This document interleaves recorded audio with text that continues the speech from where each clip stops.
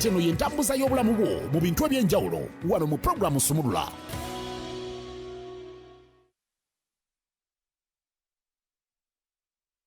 N'ekitundu ekya program Sumulula yakatoyogako nkubuuzaako nti wasuze otya munnange bitambulanga wabibala oba oliawo you don't know if you're coming or you are going. Tubuzayo emyezi ebiri to the closure of 2024. Bw'oba ng'olina kyokoze munnange oyisaako engalo mu maaso n'ogamba alhamdulillah sebadde byangu nnyo naawe nga bikutabukidde you hope for the best, don't give up. Afaya awanika bw'obanga akati okyakalina ng'odduka gezaako odduke. Kale tuyingiddewo tulina bannaffe abatabula olunaku olwaleero nga bulijjo omwezi weguba guggwako naddala tuli mu interest y'amaanyi nnyo because omwaka guggwako ki kye batusiibuza 2024. Nina omwegezi wa tabula kababuuzeeko ate byatuleetedde wasuze otya mukwano? Bulungi nyawo. Mwasuze mutya? Twasuzeeyo bulungi. Abatulaba era batuwuliriza nange ntwala omukisa guno obalamusaako mwasuze mutya. Mwebalekeera nakubeera nga mukola gyonna gye mukola. Nebaza Katonda akyatukumye ffenna nga tukyali balamu ate nga tusobola okuba nga tukola emirimu guno na guli. Yes. Kati era nga erinnya Richard Mawanda okuva mu Tabula Property Services nga bw'ogambye tusangibwa Nansana ku masitoo waawo market building awo tuva nno okubaweereza bannayuganda wamu n'abo abali emitala w'amayanja bonna. Yes. Speaking of where we musangibwa muyinayo enteekateeka ez'okubeera nga tabula mugitambuzaako mu bitundu ebirala oba mulisinziira paka nitalaga eggwanga lyonna? Enteekateeka eyo tugirina okusinziira ku engeri gye tuweerezaamu abantu baffe kubanga tulina properties ku nguudo ezifuluma ekibuga n'okuyingira ekibuga. So katugenda kubeera nga twanveilinga offices zaffe endala era tujja kujja wano tuzibannyonnyole naye as per now tusangibwa Nansana ku masitoowa market building room 18 and 19 awe tuva netugenda maaso okuba nga tubaweereza. Omunnayuganda bw'agula ettaka mu tabula awulira nti alina kyawangudde obulamu bwe alina kyabugaseeko naye era bannange ffenna ebyobwereere oba ebyokuweebwa tubyagala. Interest yaffe esinga kubeera mu tabula egabudde. Soko tubuulireko kweyo package naawe mutuuse and what we should expect as the year ends. Wow, kale tugenda maaso okuba nga tubategeeza nti tabula egabudde ye promotion yaffe eba ekomekereza omwaka mwe tuyita okuddiza ku bakasitoma baffe abatuguzeeko okuva mu January okutuuka kati we tuli ate mpaka we tunagiggalawo nga 30 officially twagigulawo ku Saturday wedde. Era tugenda maaso n'okubategeeza nti bw'ogula owangula buy and win. Era ebbugumu lyeyongedde. Omuwanguzi sikumanyi oba oliawo gwondaba ng'oga nti aze ngende ngule nange poloti ngenda kuwangula. We don't really know naye ng'ate tugamba nti kibeera open. Kibeera open ogula buguzi poloti oba property yonna oba ennyumba n'ogenda maaso n'okubeera ng'ate ofuna instant gift prize ekirabo ekyokwatako. Kati nga bw'olaba olwaleero mundaba ndowooza nekanekanye mu byambalo ebimu ebigenda maaso n'okuba ng'ate bipromotinga ze zimu noku atayaze tuwa abantu kati nga ba motorists abantu abavuga ebidduka nga pikipiki tuba twagala tugende maaso n'okupromotinga safety.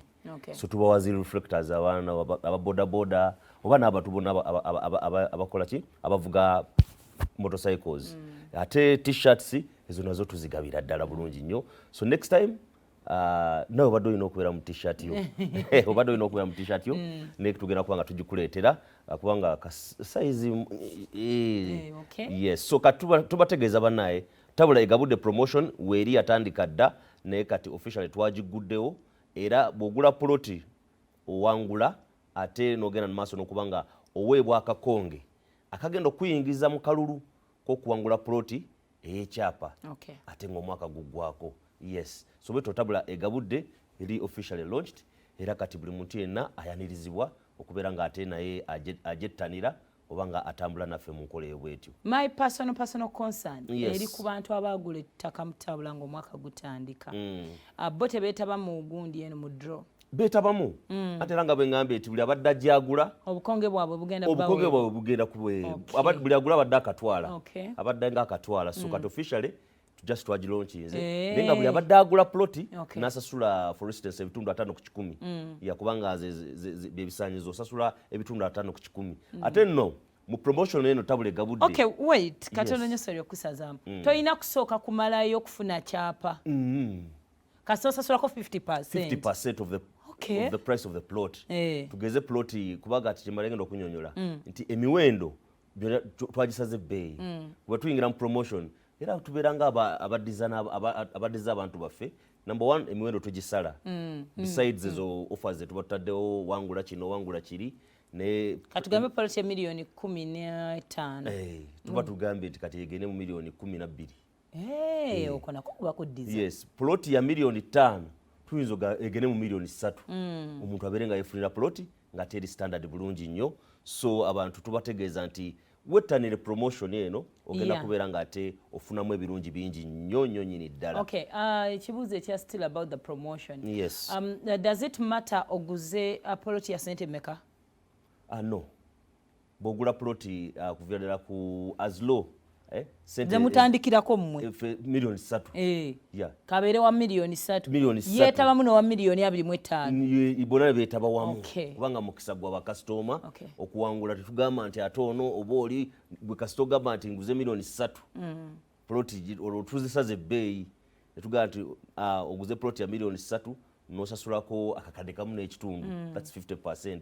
Ojja kufuna hampayo oba ekirabo kyo ate batugende maaso n'okubeera nga ate tukuwa n'akakonge akakuyingiza ate mu kalulu k'okuwangula ploti y'ekyapa. Okay, kale byemu ku byessava byesobola okwefunira ng'omwaka guggwako. It is really amazing bino babikozeeko. I think we are going to run for the 3rd time. Yes. Kubanze nali wano.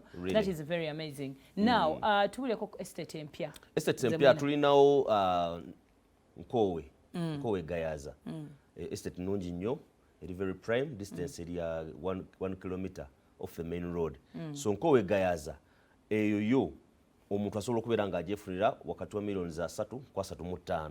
Wadde onoonya ploti Hoima Road olwo eri milioni za 30 okutuukirira ku milioni 3.5. Ate nga naawe ogulaba owangula. So kati estate eyo twagibaleetedde eya Nkowe. Then tulinawo Namusera Mabombwe Esekwa. Eyo naye eri mu distance ya kilomita 1.5. Still on Hoima Road. On Hoima Road. Yes, on Hoima Road. Abadde era n'anoonya plotting era still eyo naye price range yemu milioni 3 kwa 3.5. Zeyo ploti eyo estate nungi nnyo, neighborhood yakulaakulana dda bulungi nnyo. So it's a very good estate within a developed neighborhood. So kati omuntu asobola okuteekawo amaka ge, asobola okuteekawo apartments. Yes. Asobola okuteekawo apartments nga ate erinamu ka hill view. So omuntu kyonna kyateekako kiba kikola kitambulira ddala bulungi nnyo nnyini ddala.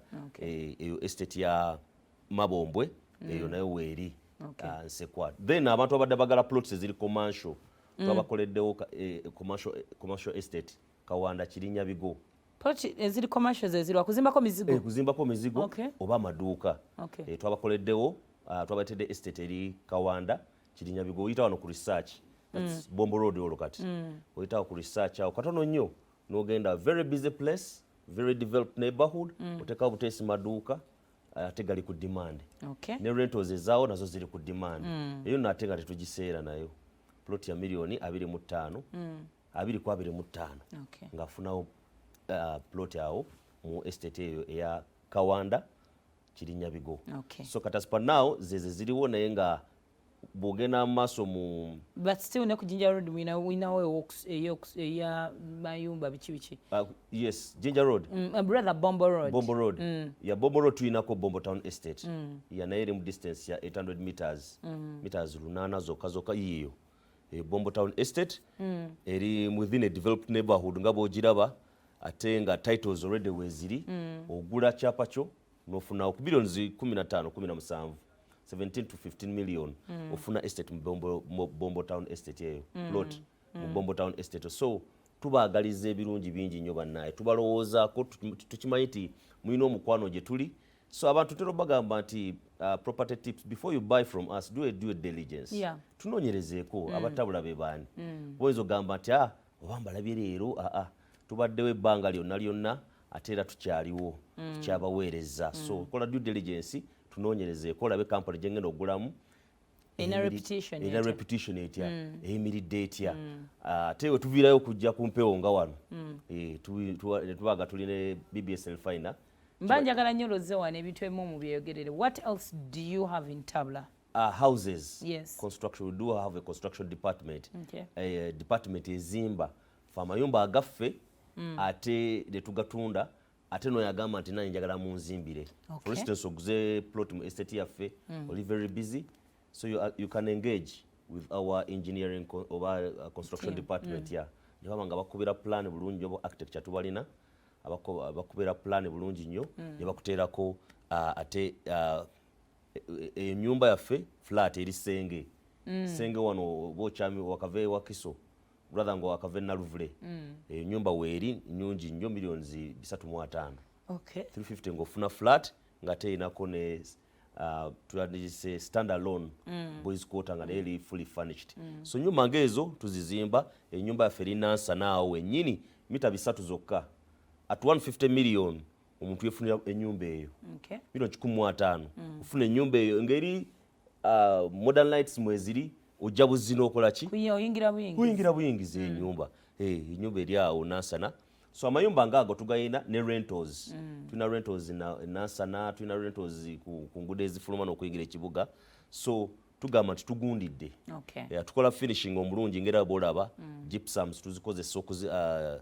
enyumba ya Gaya Zankowe naye weeri 250 million omuntu nga yefunira ennyumba eyo wedde obulungi ennyo ng'ate ojja buzizi ne famire yo kuba kati abantu bagenda kuva bweru anoonya watuukira haffe mu Tabula tugamba jangu oleeta buleesi kago oleeta buteesi kago n'omuteeka mu nnyumba yo n'otandika kukola bintu byate mu Uganda so banaffe abali mu diaspora oba bakola emitala mayanja mwena mwe tubaagala nnyo era tubalowooza ku property zammwe weeziri ate mu nkola etagenda kubeera nga ate bajuza oba ebalabye ennaku so ebintu biseera ebisinga abantu batrustinganya abantu baabwe ate baletinga down yes no baletinga down so tugamba nti for us we are there okay kale ebigambo ebisembayo eri customer wa Tabula n'omulabi wa Sumulula bakasitoma baffe mwenna tubeebaza okubeera nga abatuguzeeko mutuguzeeko abagenda otugulako n'olunaku olwaleero because as I speak abantu bakubirawo amasimu bakubirawo amasimu okurespondinga tugambe nti ebintu tubisaze ebbeeyi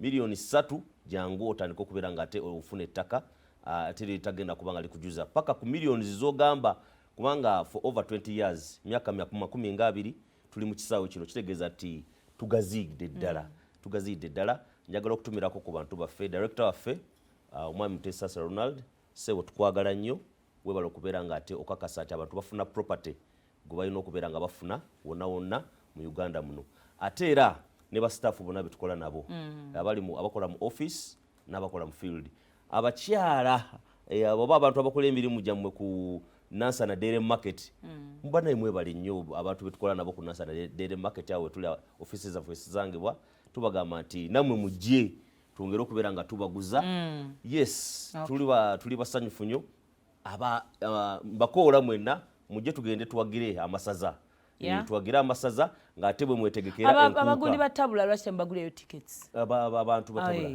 mbagulireyo tickets bajje tugenda director tuwe ssente wana bagule tickets on behalf of Tabula sebo director omulanga guguno tukoola abantu bagulire tickets tuwagira amasaza ate tulina kyaggwe tulina ne buddu kati gwomanyi bwogenda okukola gwomanyi bwogenda okukola naye nga hafi agambye jangu abantu babawe tickets babagule tickets bajje balaba omupiira balibwe Sumulula tubagambe Tabula sponsoringa Sumulula yeguze tickets obitegedde tugenda kujja tuzikime director kale Richard Mawanda okuva mu Tabula Property Services omukyala nawe nkutumidde kale bambi mutulabide twayanza nnyo tweyanzege banaffe abatabula kasajja ne beeyogera ebigambo byabwe ekitufumba sina kinene nnyo kyenyiza kuzzaako tugenda taking a short break program Sumulula ekyagenda mu maaso good morning kati eno y'entambuza y'obulamu bwo mu bintu eby'enjawulo